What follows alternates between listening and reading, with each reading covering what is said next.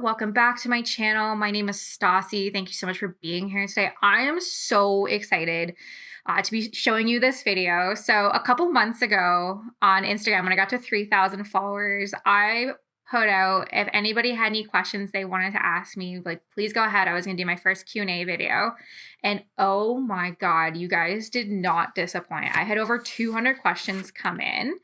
And what I did is I ranked them from 1 to 10, and a lot of them were a lot of repeats. I also broke it up into 3 sections. I broke it up to Sims questions, personal questions, and Rose Chronicle questions.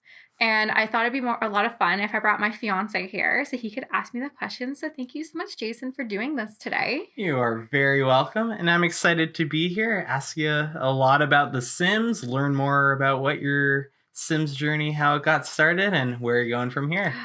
I can't wait to share everything with you. So let's jump in. All right, so the first questions we're going to be doing, that's why the people are here, are the Sims questions.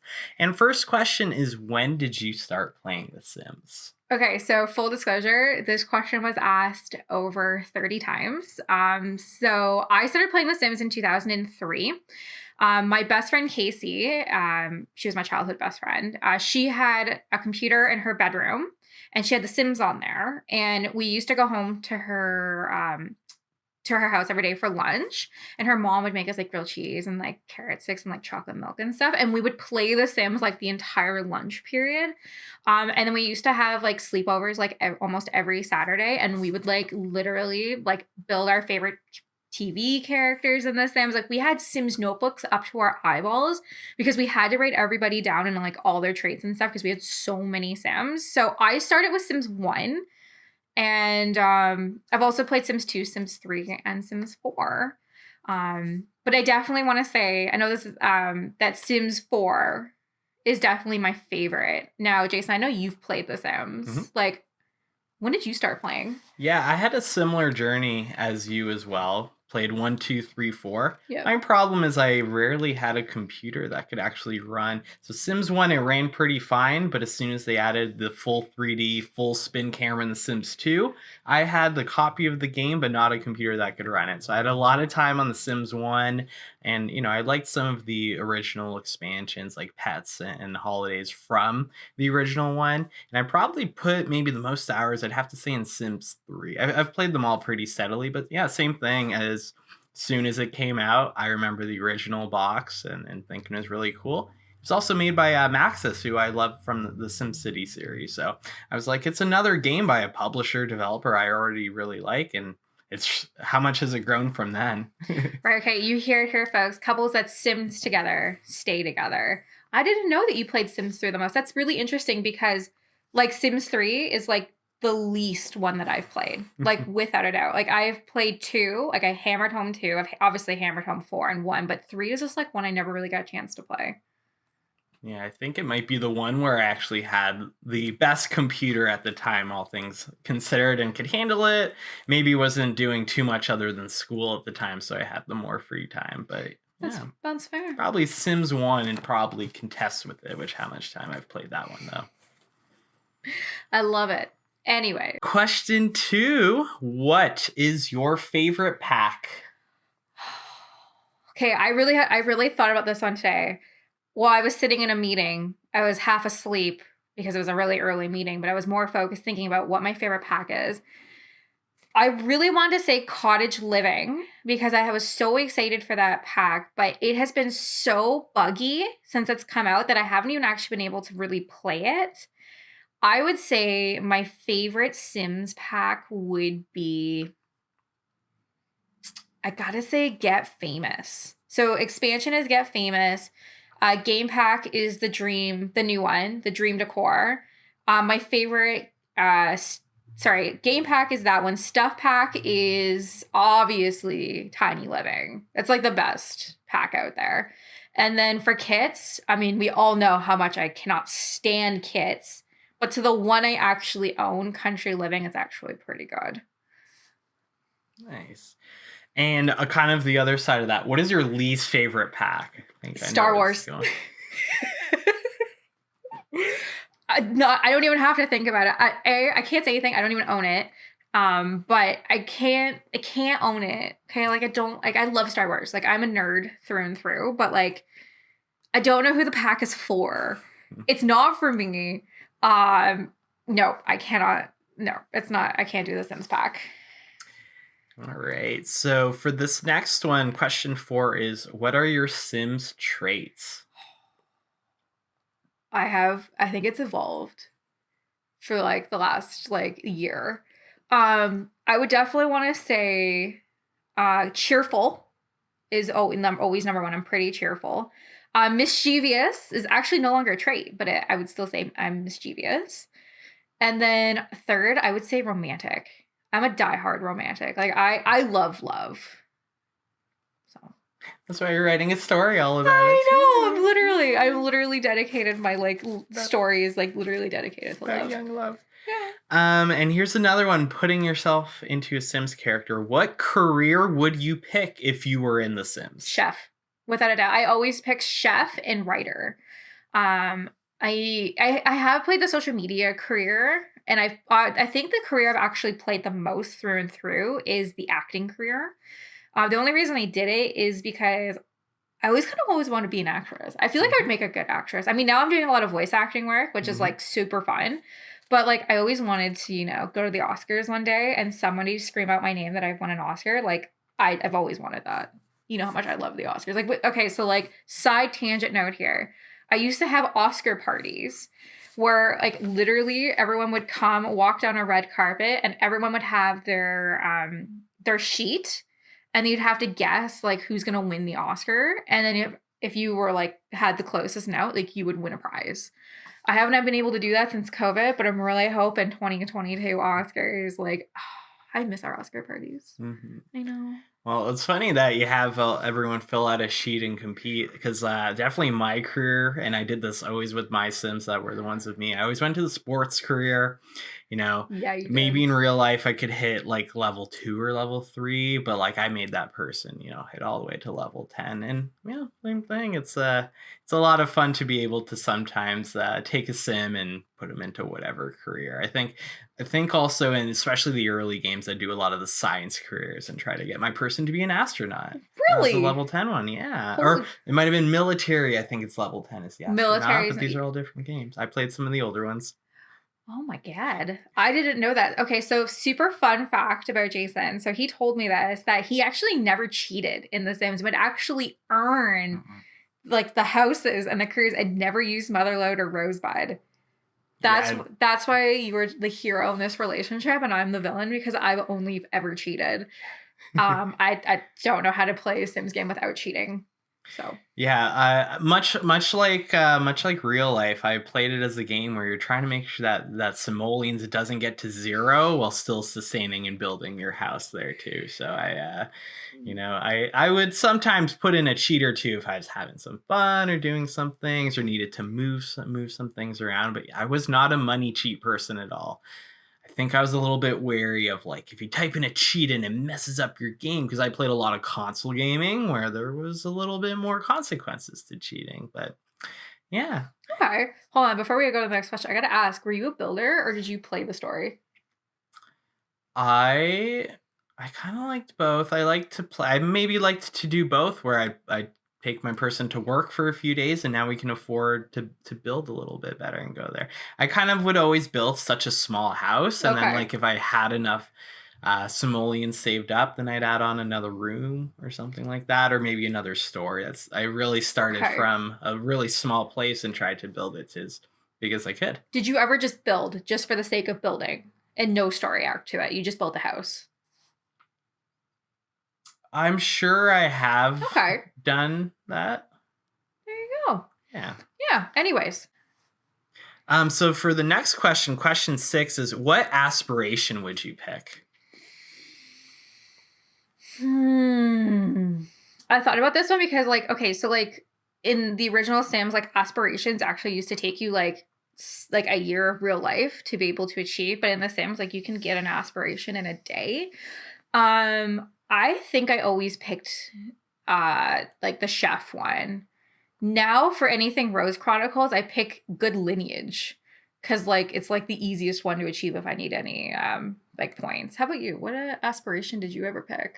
I think aspirations is one that's a bit newer from kind of Okay. my game. That's play. fair. So like aspirations. So like you go in and it's like you want to be a bodybuilder. You like nature. You like also hi Cora. You have like anything like that where you can just kind of like pick like a little like what defines your sim. Like what they like. So for an example, if you wanted to be a writer, you would have like the really smart Renaissance one. So you could be able to write everything really quickly. And then once you've beaten the career, beaten the aspiration, you just get like a little check and it goes on to the next one. Nice. Yeah. Anyways. Yeah, so for the next question, we have, what is your favorite version of Sims? I've already yes. So I would go Sims 4, Sims 2, Sims 1, Sims 3. Now I do rank Sims 3 the lowest because I've played it the least amount.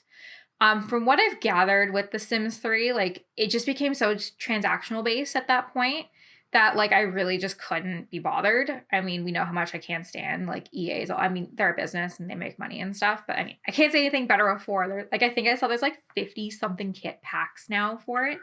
I know. It's crazy. And especially now with all the kits coming out, like there's so many.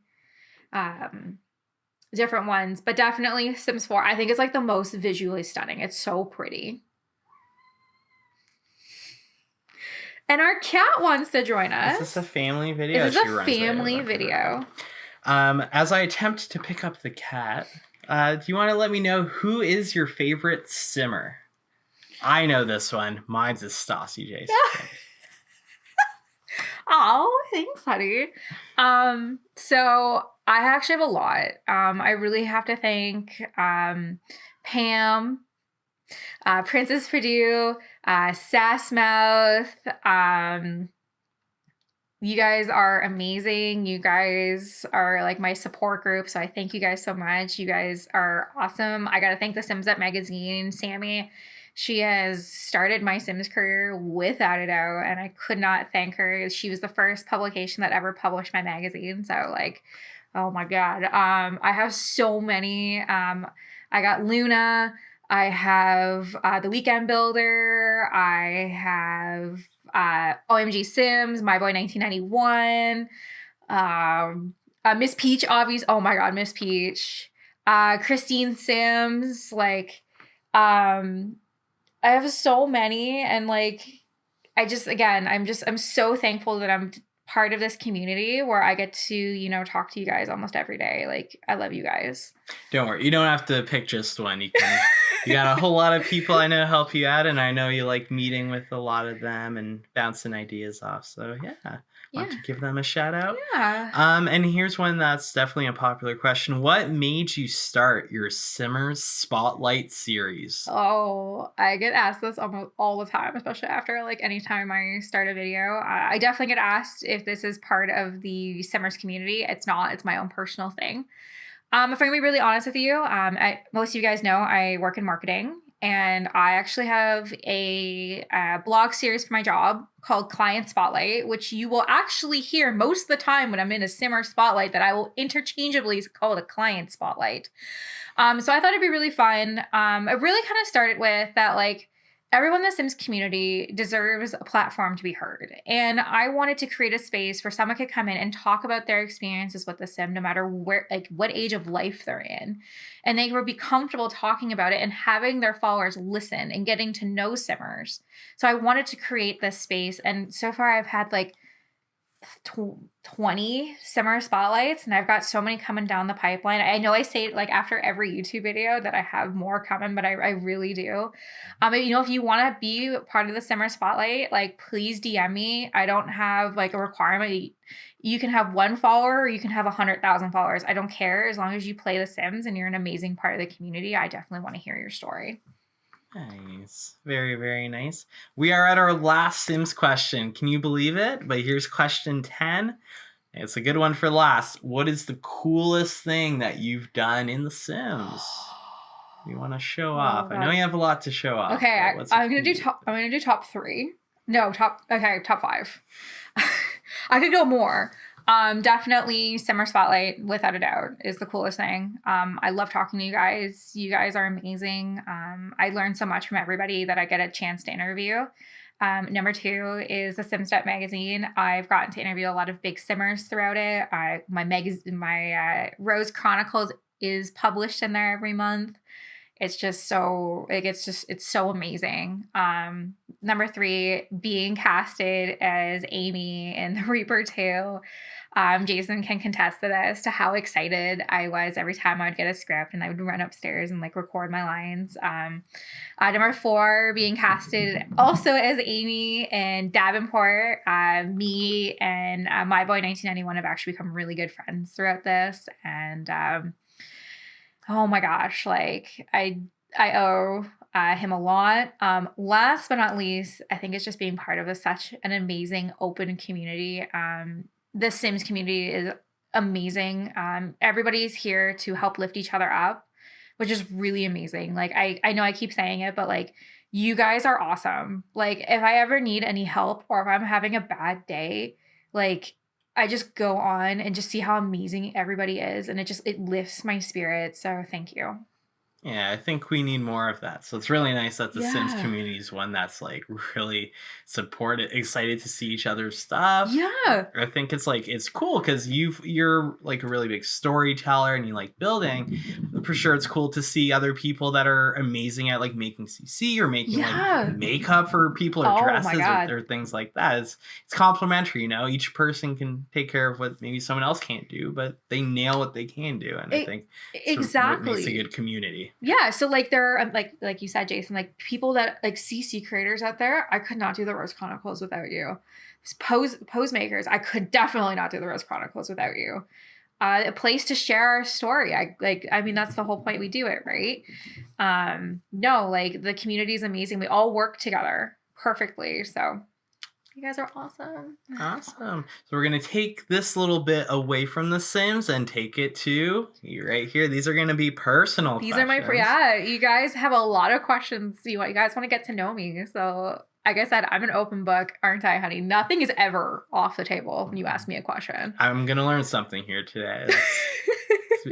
So number one, your question, start us off on personal questions, is how long have you been in marketing? Yeah. So I put out a video where I was like, if you guys like ever want help with marketing, like please let me know. And I had actually a couple people reach out to me saying like, hi, like what are you like whatever you're doing is working.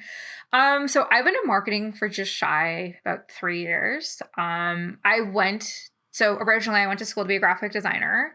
My teacher told me like don't do it. You have an eye for design, but you don't have the eye to create it. And he's absolutely right. So then I took a certificate course for marketing, for digital marketing, particularly because it was a guinea pig class that I just thought like, you know what? It was like $500. Like this social media is not going anywhere. So I did that. And then I actually switched to culinary at that time because I wasn't really going anywhere with graphic design. There's a million graphic designers out there. So I was like, I want to do something different. So at that time, I actually worked at a place that made cakes and I was the cake manager. So that got me really into cake decorating. Then I switched to pastry after my first year and I liked it, but there's no money in pastry. So I actually switched to fine dining. And then because like fine dining chefs, like that's where you get the most respect. And I did that for a long time. And then I met Jason and I had to sit down and I had to take a hard look at I couldn't be a chef and I couldn't have a restaurant. I've seen a lot of my friends struggle to be able to do both. And I, honest to God, just wanted a 9-to-5 job that I could just close off at the end of the day and come home. What they actually don't tell you about chefs, it's an 18-hour day if you're lucky, and it's 7 days a week. You don't get a day off. Even if you're sick, you got to come in. It just wasn't the lifestyle that I really wanted. Now, that also being said, I have a licensed kitchen downstairs that I still bake stuff once in a while. I don't do it so much anymore. And the reason is I know this is like a tangent from marketing, is like I make cupcakes. I mean, oh my God, like how many cupcakes have you seen me make over the years? Just chocolate peanut butter alone is probably a few thousand, like just the one flavor. But yeah, it's been a whole lot. A whole lot. And like, so it's very expensive to make all this stuff. To say I had my cost down to about $1.95 a cupcake to make, and I would charge about $3, and people would think I was out of my mind. People don't want to spend more than $1 for like a home baker cupcake, and I was literally losing money. I had one client when I moved to Kitchener, and she kept me afloat for a little while, but she just drew, like, she's just like, I don't work there anymore. So that's the thing, right? Like, she made cupcakes she needed cupcakes for her office, and she only wanted to pay like $1.50 for them. So I was literally losing money every time I was doing it. Like, I just couldn't piss away any more money. So I just I threw up my apron, and I still have people ask me a couple times a month if I make them stuff. And I just said, I'm so out of the game. Like, it's for the chefs out there that want to do it, Godspeed to you, but I couldn't do it. So a lot of hard work, a lot of long hours to it. And yeah, it's tough to balance amongst all the other things we have to do, right? Yeah, and you make 25 cents more than the minimum wage. 3 years of schooling, 25 cents more. Yep, the proportion to like how hard you're actually working in a job and how it pays, that really doesn't match up to a lot of things these days. Oh my God, it really doesn't, does it? All right. Well, I'm part of this next question. Your second personal question is, where did you meet your fiance? I saw that. I was like, oh, thank you for asking this question. So we met at a bar. We met at a place called Molly Bloom's in London. And it was pretty instant. So it was a Friday night. I met him there, and he like shot out of the bar. He's like, "You're here to meet me. You're here to meet me." Flagged her down like I was trying to land a plane. And we just got talking, and he was just in his best friend's wedding party as best man. So we talked a lot about that, and we kind of talked a lot about Sailor Moon. It definitely came up a good chunk, and we talked a lot about kind of like our past like couple bits. You were talking about your job. I was talking about me because I was still in culinary school at the time. And we just kind of like, we really hit it off. And this is the moment. Now, this is going to be a podcast, so not everyone's going to be able to see what I'm doing. He did this on the table. Now, this is funny because I also do this when I'm telling a story when someone's walking. For those on the podcast, they are walkie fingers simulating walking across the table or going somewhere. Yeah. I demonstrated that I went somewhere with the walkie fingers, and she was like, I know. He's doing walkie fingers. And then, because I had just finished working for the day, I said, hey, like, you know what, like, let's go back to your place and like, let's watch a show. Let's watch a show. Because here's, okay, yes. So I said in the show that I love, on our date, that I love Rick and Morty, and I still very much love Rick and Morty. And Jason didn't believe me to how much I loved Rick and Morty. So we went back to his house. We watched Intergalactic Cable episode 1, where I knew the whole Two Brothers song, even down to the stutter. And he just looked at me, and he like fit his eyes. He's like, oh, this girl's legit. Like, she is a nerd. And then we hit it off. And then I said at the end, I was like, you know what? Like, let's pick this up in a week. Same bat time, same bat channel. And that's exactly how I said it. Now, for everyone who does not know me or Jason, I got deathly ill the following week. So I had hosted my first Friendsgiving that Monday. And that Monday after Friendsgiving, I was wrecked. I had like bronchitis. I was really sick. So I literally on the Thursday night, I was like, I can't go out with you. I'm so sick. And I was just like, I just scared this really nice boy away. But what I did that apparently a lot of girls don't do, I said, I can't do Friday because I'm still really sick, but how about Tuesday? And that I want him back. So Tuesday rolls around. I had just finished having dinner with my dad and my stepmom. They had just come back from the UK, and they brought me the scarf that's in my Harry Potter video, my Gryffindor scarf. And I was wearing it. And I'm going to put a picture here because like I was cute back then. So I'm wearing this scarf. I'm actually have such a high fever that I'm sweating off the makeup from like what I was putting on. Like I had like a full face of makeup on and you can literally see how wet I was. But I was like, I gotta go meet this guy. So I go downtown, you were eating wings. I remember this. He's like, do you want any? And I'm like, I'm so hot, like I'm sweating. And I remember saying to you, I'm like, I'm so sorry, but I have to blow my nose because I was so congested. I just like, it sounded like an elephant. And I was just like, oh my God. You did it all for me. I did. Yeah. You showed me that you really liked me and you wanted to get to know me more. So I think she nailed it. No, you are the best partner I could have ever asked for. So thank you. So I love you too. I'm very glad we both went to. Shout out Molly Blooms. Yes. For bringing us together. It was already my favorite bar. Like, not just saying that because that's where I will celebrate my birthday and things like that. So if anyone from Molly Blooms is watching, you are the best. Yes. Great. Question 3. How old are you? So I'm 28. I was born in 1993.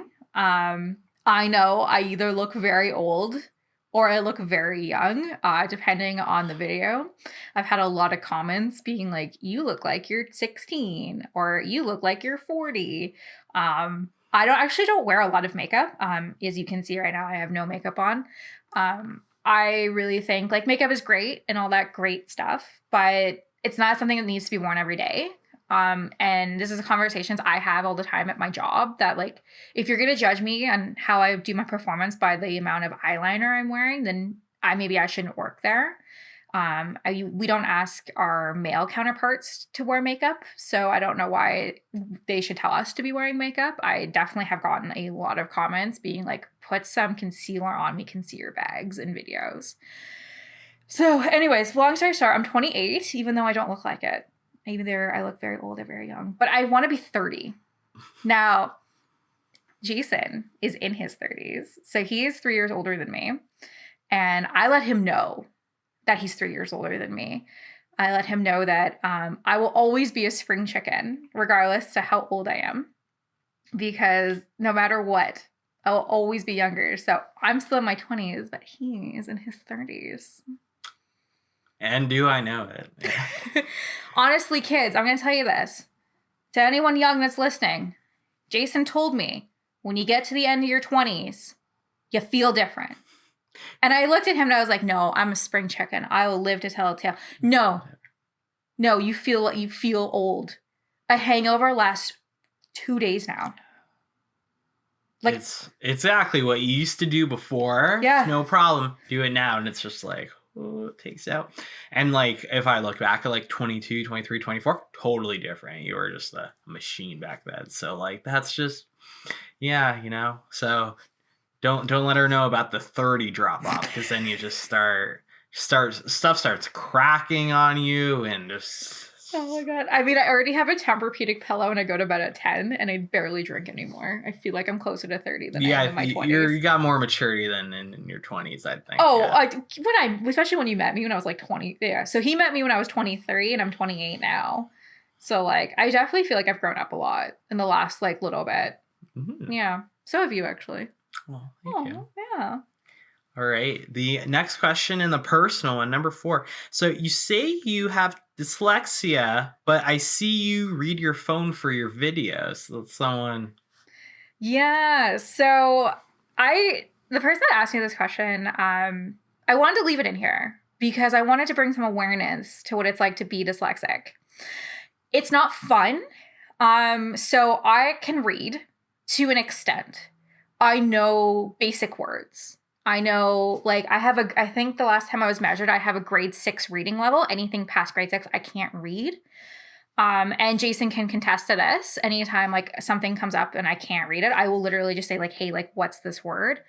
How I read things is I break it up differently in my head. Unfortunately, when it comes out to sounding out words, it doesn't jive in my head of what it's supposed to be. And I have a really hard time also not only reading the text, but understanding what the text actually means. So like, I can't read a book without having photos or someone read it to me, because it will be lost in translation. And believe me, I've read every book imaginable that you can think that's going to help me, and it doesn't.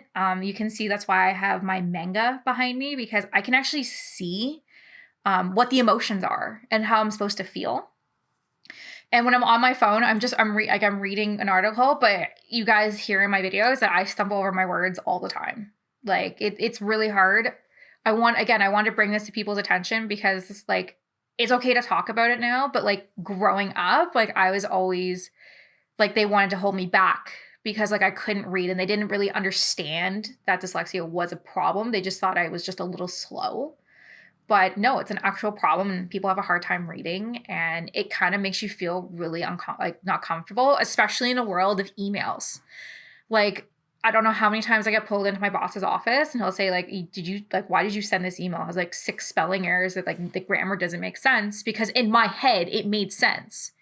The wording made sense because that's what I was trying to convey, but I'll add extra words in there. I don't put the right words in there. I skip words. My spelling is atrocious. I will say this.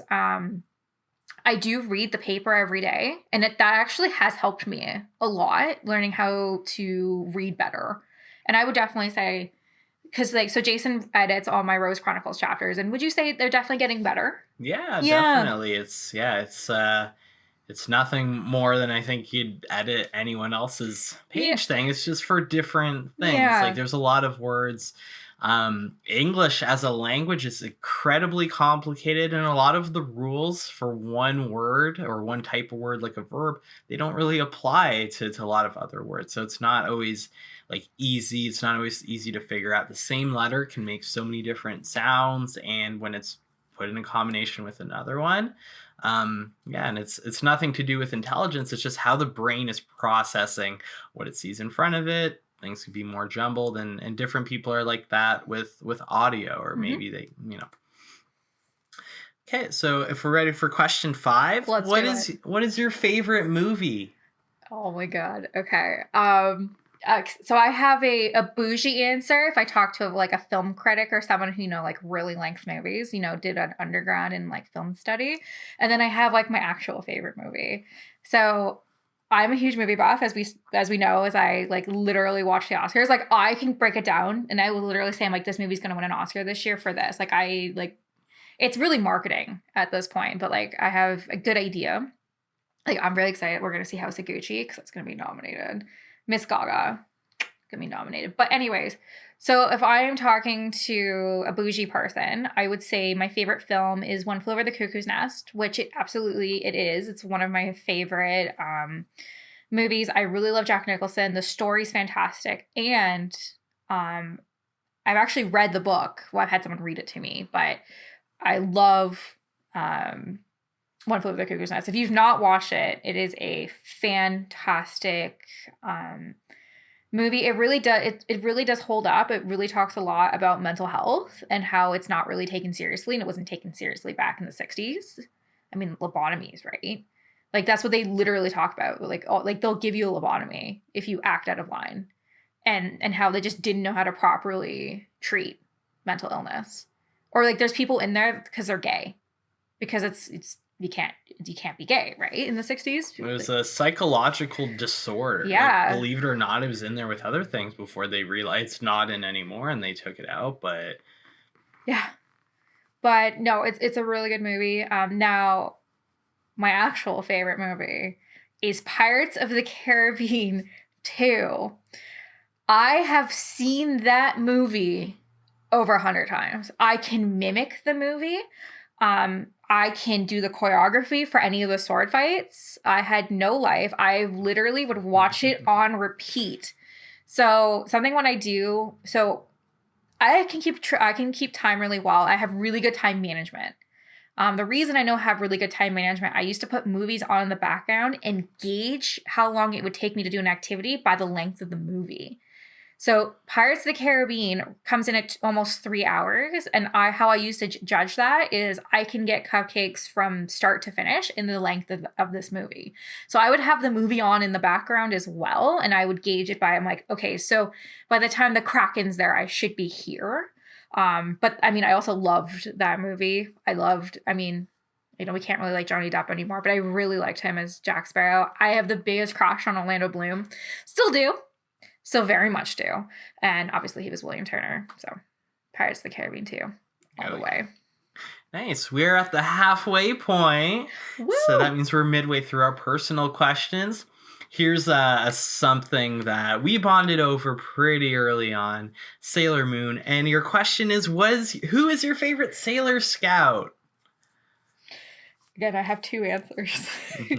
Bougie answer and I have soulful answer. Soulful answer, yeah. So my bougie answer is Sailor Neptune, without a doubt. I love her. She's an outer senshi. She's very powerful. She's also super hot.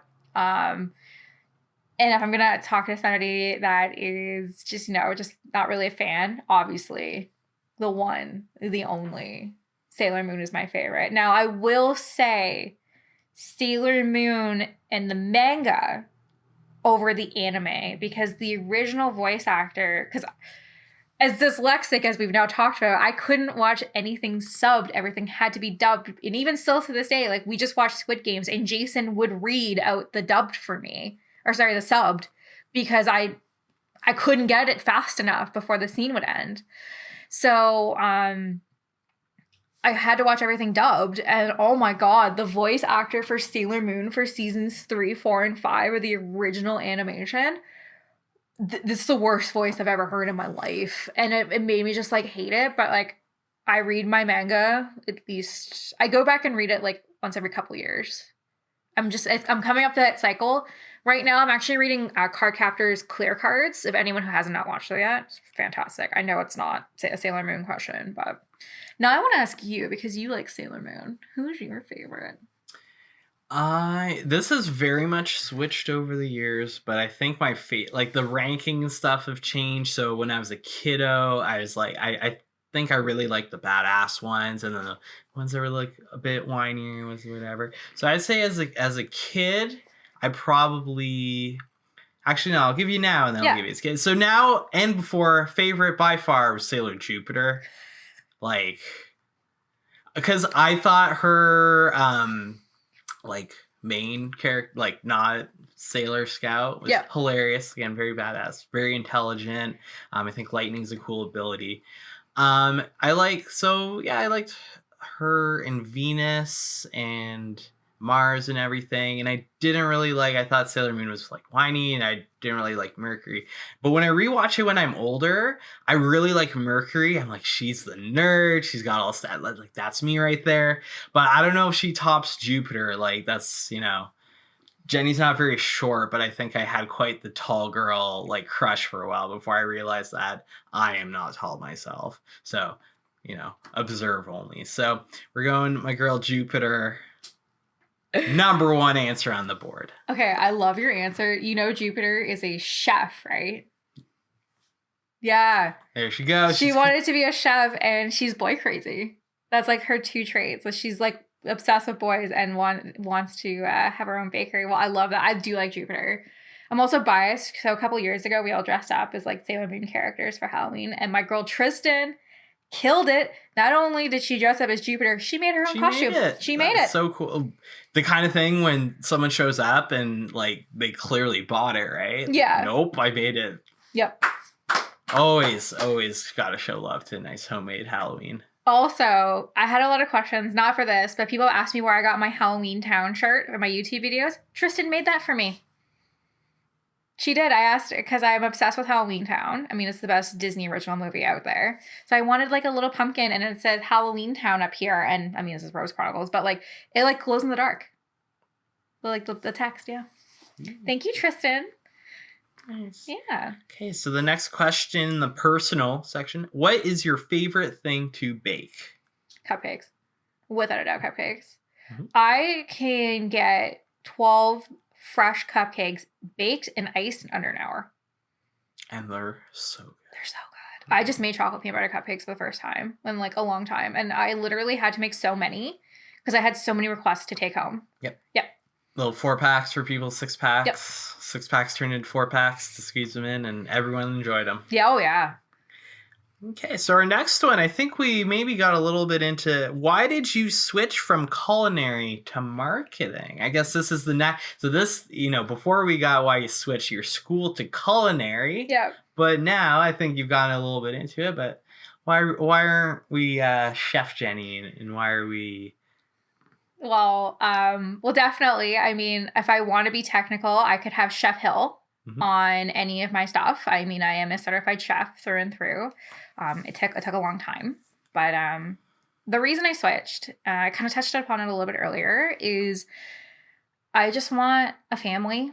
I want the 9 to 5 career. I honestly, with marketing, with my job, it's a Friday night. It's almost going for 7, and I don't have to worry about my job until Monday. Now, if I was culinary, I'd be worried about you're coming in the weekend rush, right? Like, it's just something about having the weekends off too that I really do appreciate. And it's something that you can't really have with culinary. And I've said before, I really want a kid. And I think that's something that we both want together. And I just couldn't do it. So I hung up my chef's apron and I looked for jobs in marketing. And I ended up not getting the job I have now. I ended up in marketing, but it's not what I was hired for. I got promoted, I want to say within 6 days of getting employed there, that I became their marketing person. And now I do marketing for everybody there. I literally had a meeting today to help a center out with marketing. And I love it. I'm the go-to. I literally broke their mold. So marketing all the way. Very nice. Yeah. Question number 9 is, where are you from? So I'm from London, Ontario. Hashtag Canadian summer. There's not too many of us out there. Any Canadians out there, please let me know, because I want to do a Canadian and collab and building stuff in Canada. I definitely very proud to be Canadian. So for London, the joke is every year that it is voted the second best London in the world, next to obviously London, England. London is a very small town in southwestern Ontario. It's about 2.5 hours outside of Toronto. It's a big university town. There is Western University and there's Fanshawe. And a lot of people from all over the world go to Western, and that's where Jason, because he's not from London, he went to Western. From Toronto, and that's where we met, in London. There you go. So wanted to shout it out again, London. Molly Blooms too, to go back to the other one, just all in one. Oh my God, let's get them to sponsor this next video. Hey everyone, I'm gonna enjoy this pint at Molly Blooms. Yes. Go. These are delicious onion rings. We'd be serious though. Oh, we are very serious, yeah. Not getting paid. Just a great place. Yeah. If you have a favorite little dive bar local place, give them the support. Absolutely. They're the ones that need it. So, and we did by getting some of our engagement photos back there. We returned there, so it's a place we love. Yes. And the last personal question, I had to ask myself this when upon first meeting her, because they're gorgeous. Is your eye color real? Okay. Yes. So my eye color is real. And the reason I got asked this is because you've seen my videos now. So sometimes I wear glasses and sometimes I wear contacts. Now I have horrendous vision, without a doubt. If you ever see me looking at the screen like this, it's because my contact's moving out. Without my contacts on, I couldn't see the hand in front of my face. So my eye color is real. It is a very bright blue. I do say it's the blue eye curse, because anybody in my family, especially my family, has blue eyes, can't see to save their lives. But my eye color is real. Mm-hmm. Nice. And we're all done the personal questions. And now we're getting on to a very specific topic. You may have noticed our shirts that we have here. This is my first time actually rocking a Rose Chronicle merch. So It's very nice. I feel very warm and snug. Oh. Well, and we're going to see, kind of how all of this came about. I know that you're at, how many chapters are we at released? Today? Yeah, as of now. As of now. So 27. Woo. So we're at 27. So I just dropped the Halloween special, which a lot of people really liked, which I really was happy about, because I'm touching upon this in the video that's coming out tomorrow, but this will be released much later than, tomorrow. But in the story, they're really talking about homecoming. Now, I don't know about you guys, but in Canada, we don't really have homecoming. In university you do, but like in high school and stuff, like there's no homecoming. The first big dance is like Halloween. Now I know in the States, homecoming is a really big deal. So like homecoming is literally like 3 chapters from now. So I had to incorporate Halloween into it. So I thought it'd be really fun to put them as like knockoff Twilight characters because like I don't know about you, but I loved Twilight when I was like an early teen. Like, oh my God. Like I used to go to like every midnight movie for that and for Harry Potter. But I thought it'd be a lot more fun with Twilight.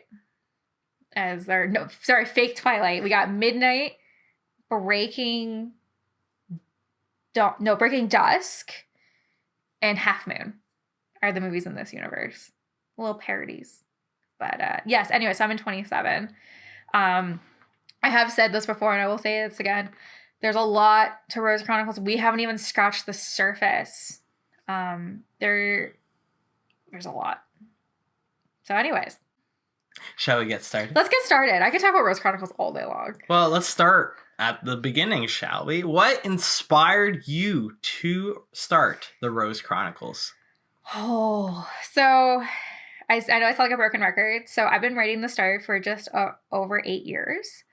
I really got inspired because like I really like the young fantasy section of like, you know, like that type of stuff. I really liked Vampire Diaries growing up, obviously Twilight, Harry Potter, and I thought it was always fun to watch these shows. I mean, like I grew up watching like One Tree Hill, now obviously like Riverdale, but like Riverdale sucks, but I'm still obsessed with watching it.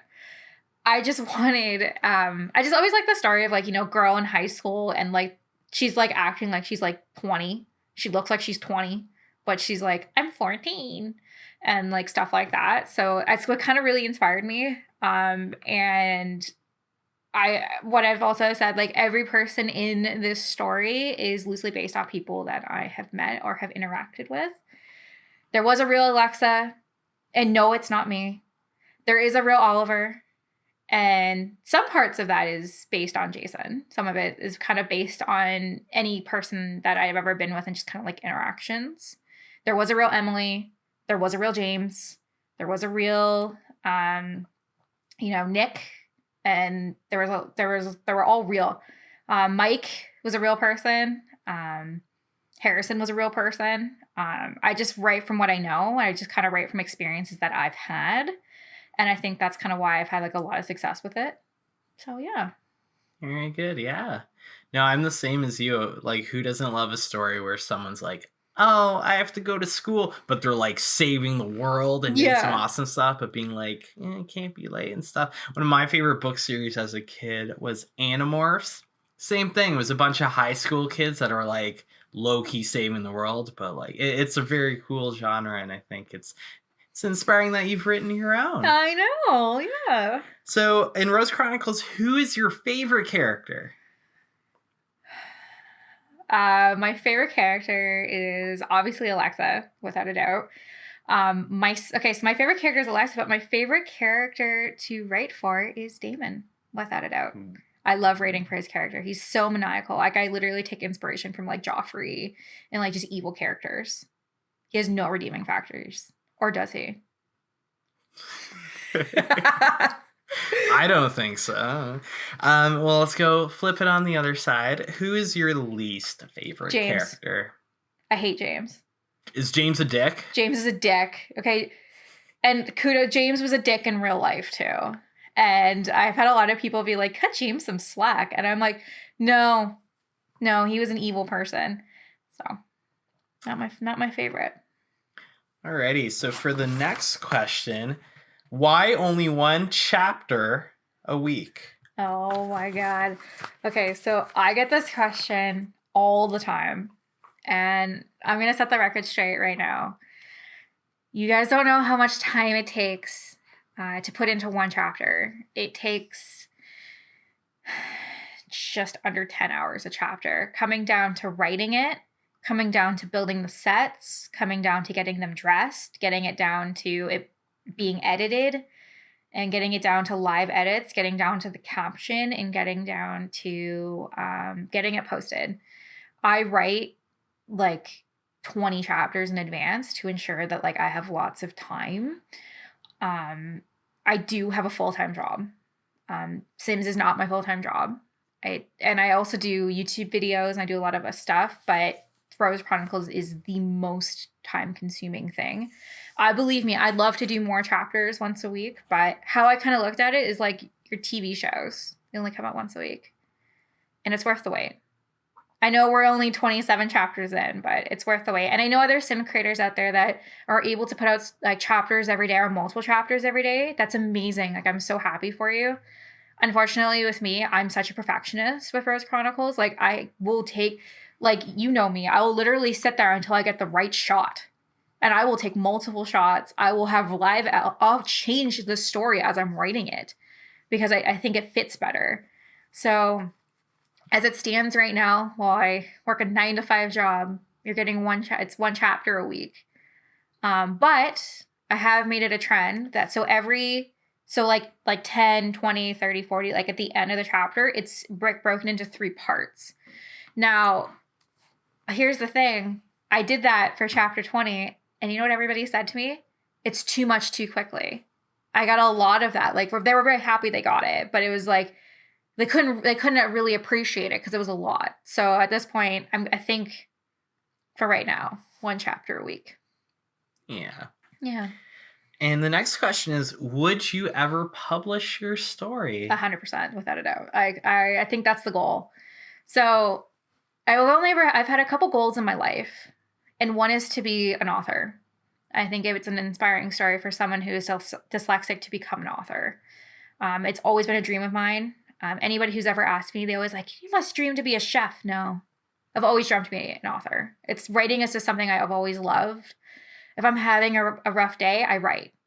If I'm having a sad day, I write. If I'm having a happy day, I write. I'm sure you can tell when I'm having a bad day because everything's going wrong in Rose Chronicles, but I definitely, I hope to publish this. I've had a couple people reach out to me and ask me if I need help self-publishing.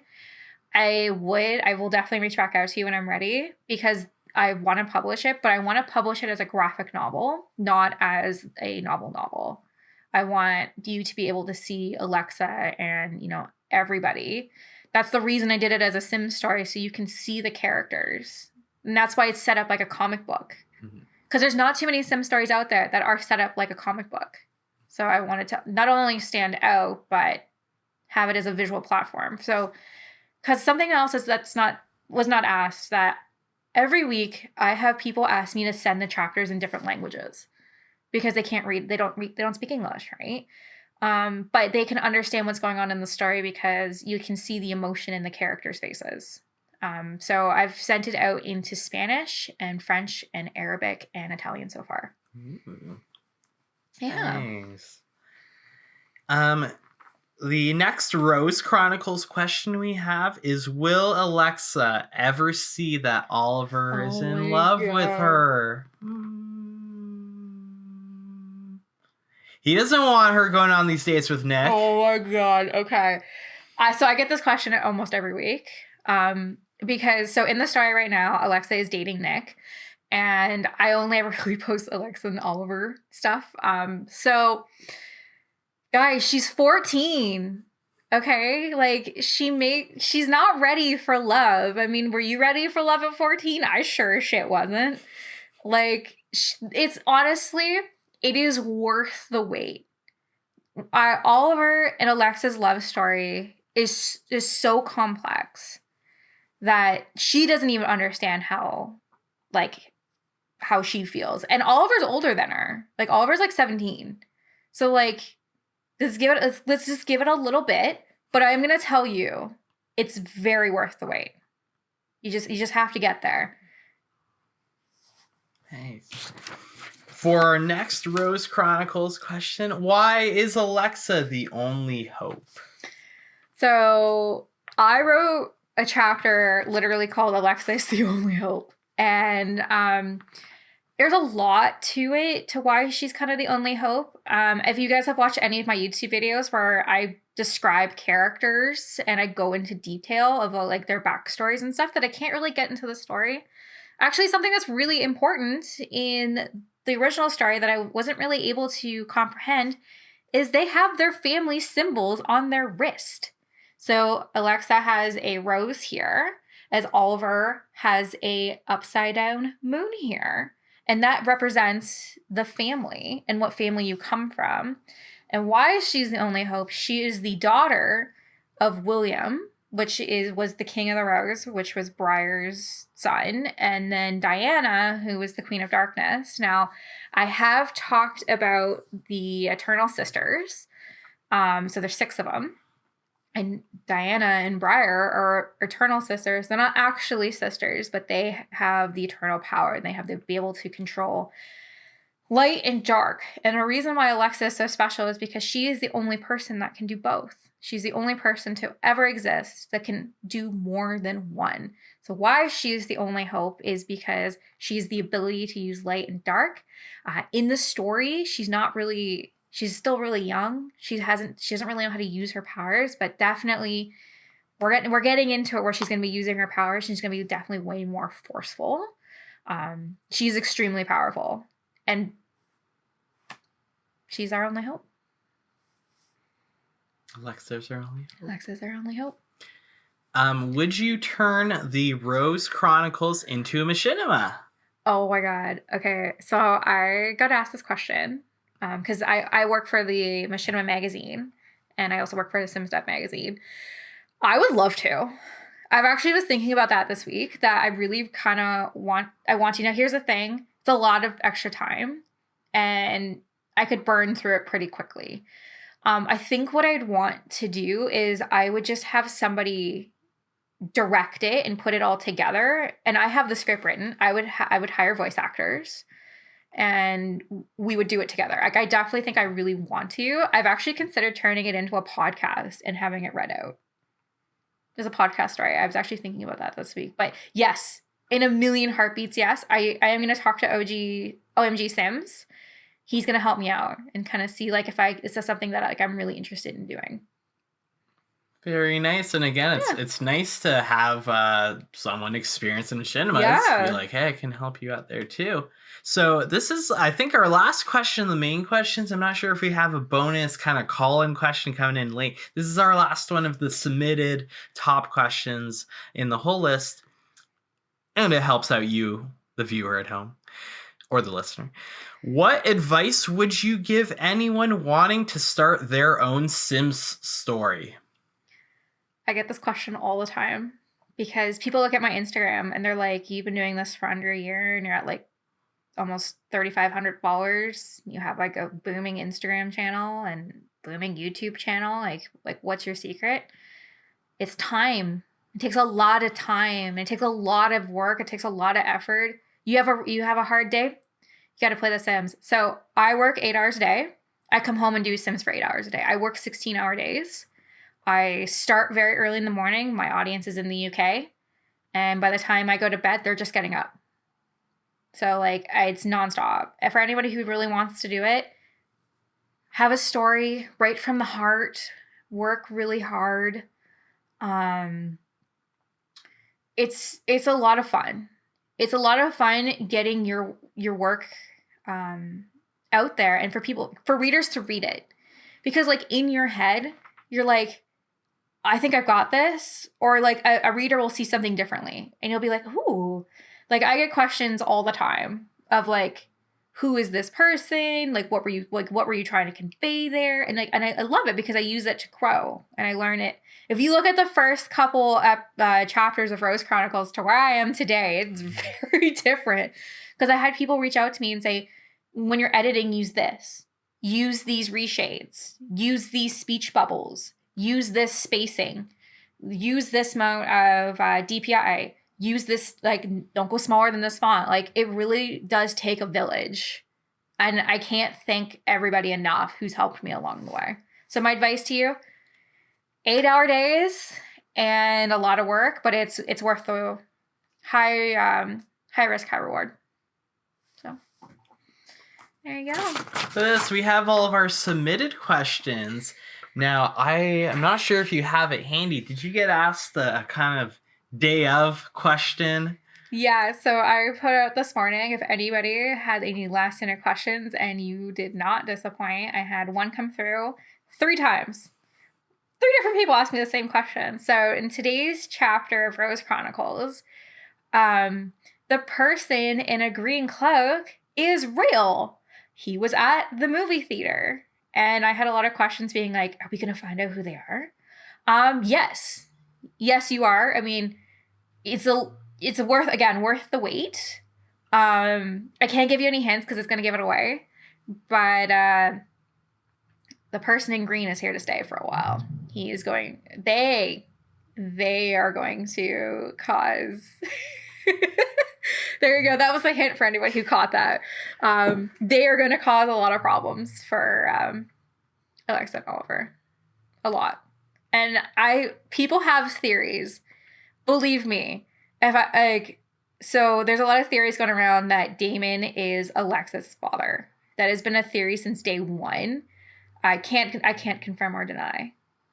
But you have to wait and see. I have a lot of theories. I'm going to say not one person has actually guessed the ending. I know. I definitely want to hear your thoughts, though. What you think the ending is going to be, because I've already said this isn't a spoiler. It is a 3-book series. Technically, there's 4. I did rate it as a 4, but I don't know if I can rate it as a 4 anymore because I've changed it so much throughout the years. Believe me, this story used to be like super rated R, but now it's like pretty PG. And there you go. And there you go. And there you go. That's our 30 questions. We got a bonus question. Thank you to everyone who took the time to submit in questions. Yes, thank you. Thank you so much. It really does mean the world to me. I know I'm new to the Sims game, but I'm not going anywhere anytime soon. I'm going to be here for a long time. And it really does mean the world that you did want to get to know me a little bit better. And I always say this. I'm always one DM away. You know, if you're having a bad day and you just want to talk to somebody, I'm right here. If you have any questions about anything I'm doing, please let me know. I mean, I always host collabs anytime. Like, if you want to do a collab with me, please just DM me. I'm willing to do anything. I mean, also, if you're a machinima creator looking for a voice actor, girl needs a job. I'm a very reliable voice actor. Please DM me. I mean, literally, if you just want to ask me anything, please just DM me. I will be very honest and help you out. Awesome. So the Ask Me Anything, it doesn't end here. If you have any other questions, no, she's an awesome person to get to know. She's a really hard worker. Thank you for having me on here. You know, I'm not as much of a simmer as everyone else. I didn't really quite know what aspirations are because it's been a few months, I think, since I've actually booted it up. But no, I really appreciate you having me on here, asking the questions. I'm sure I'm a subject to some of the videos, so nice to meet some of the audience. And thank you so much for supporting Stassi J Sims. She works really hard. She loves and appreciates her followers and just loves how it really inspires and touches people as well. And that's what the best communities really are about. So I'm glad you're growing your own little Stassi J community. And it seems like there's a lot of awesome people there helping you out. Well, I'm going to cry. Thank you. That really does mean the world to me because I couldn't do anything without you. Like, he is my rock. Jason supports me all the time, no matter what I'm doing. I have changed careers how many times since being with you? He's always been there. He's always been supporting me, my number one cheerleader. You literally gave me the strength to carry on every day. And I'm so lucky that I get to call you my fiance. So I love you. I love you. Mwah. So again, thank you so much for, watching this video today or listening to this podcast. It really does mean the absolute world to me. And I can't wait to share what's coming down the pipeline. I can't not say that anymore. I have some really cool Christmas builds coming out really soon. I've been casting some really cool machinimas that I can't wait to share with you. I got some more secret projects coming down the pipeline, so please stay tuned. Awesome. I can't wait. I know everyone else watching and listening really can't wait. I feel a little bit privileged. I get some of the previews and some of the edits and stuff. So it's a really awesome story. It's going to some awesome places. And I'm excited to see where it goes from here. We're still pretty early on in the Rose Chronicles, right? So I'm confidently saying this. We have not even hit a quarter of the first book. I know we're 27 chapters in, but there's still a lot more to go. There's a lot more new characters coming through. I also want to take a minute, and I should have said this in the video. I've had several players send me Sims to play in their story because they're huge supporters to the Rose Chronicles. Thank you so much. It really does mean a lot that you guys are supporters and you wanted to have your Sims in the story. So thank you. And thank you, Jason, for taking part in this today. I sat here and I thought about it. I was like, so one final thing about starting up your own stuff, it gets really lonely very quickly, and it really humbles you really quickly, especially when you're editing your own video and you just listen to your voice all the time by yourself and you think like you're going insane. And I really wanted Jason here because A, he's such a huge part of my life and I couldn't imagine doing a Q&A without him. And B, it was just nice to have some company. Because, like, I'm sure you were, like, I don't know if you heard the sounds in the background. Like, our cat was, like, literally running. Like, by our feet, down the stairs, meowing. So, our cat hates us. Yeah. Well, hates me, mostly. Doesn't love me. Tolerates me. Yeah, she definitely tolerates you, honey. But, like, if any cat is going to murder me, it's going to be Cora. Without a doubt. So, like we've seen her in like one video. It was so funny because you said to me that day, you're like, is Cora like ever in the background? So that's her green chair. That's been her green chair the entire time. And she'll sleep on this thing all the time. And like anytime I'm up here, she's like, Mom, can you like not? Like I'm like literally sleeping. This is a sleeping area, not a video recording and podcasting area. Right. And it's just lucky with like cat eyes are adorable yet angry. And it's not like she has 3 bedrooms to sleep in and a basement downstairs and 2 couches. Like, you're welcome. Yeah, thanks, Cora. Where the hell's like you need to start paying bills around this? I was like, my God. But anyways, I feel like we're getting on a super tangent about cats hating me. But anyways, it's been a lot of fun. It's been fun. It's been fun. Hasn't it been fun? You're welcome back here anytime. Yeah, thank you. I was going to say, if you ever need a guest again, I would love to do again. I want to do the couples test with you. I think that'd be really fun. Let's do it. Sounds like another video. Oh my God. It definitely sounds like mark your calendars, kids. We're going to do the couples test because I just saw Kourtney Kardashian and Travis Scott. Oh my God. Not Travis Scott. Travis Barker. Oh, there's too many Travises in that family now. Do it. And I saw Megan Fox and Machine Gun Kelly do it. So I was like, we've been together longer and we're pretty If we awesome want couple. their kind of wealth, let's do it too. Honey, we're never going to get that type of wealth. Never. Unless you like and subscribe for more. Yes, please like and subscribe. I'm like the worst at plugging my own stuff. I swear to God.